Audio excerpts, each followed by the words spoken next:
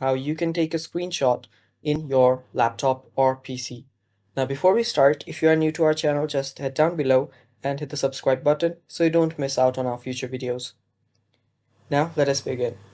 So there are two methods that you can use to take a screenshot in your laptop, and I'll show you guys the both ways. So the first one is by pressing on the print button on your keyboard. Now let me show you a keyboard right here. And there is a button that says PRTSCN.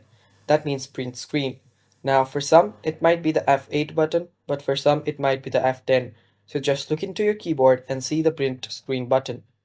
And after you find it, you'll just press on it. And after you press on it, just select all the area that you want to take a screenshot of. And after doing that, all you need to do is tap on Ctrl V and you'll be able to paste the screenshot.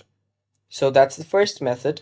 Now the second method is by using a tool called Sniping tool. Now let us just find that tool in our Windows. All you need to do is tap on the Windows key and search for Sniping tool. This is the tool right here. Tap on it and here you'll be able to choose different options. First is to take a new screenshot, and you can even take a sniping mode. That is, you can just select a few parts of your screen and then just paste it. Now let's just do that. And after you take a screenshot, it comes up like this. Now all you need to do is just save this, or you can just copy it by pressing here, that is Ctrl C, and you can just press on Ctrl V right here, and then it will paste it. So that is basically how you do it, guys. Thank you for watching. Stay tuned for more videos, and bye bye.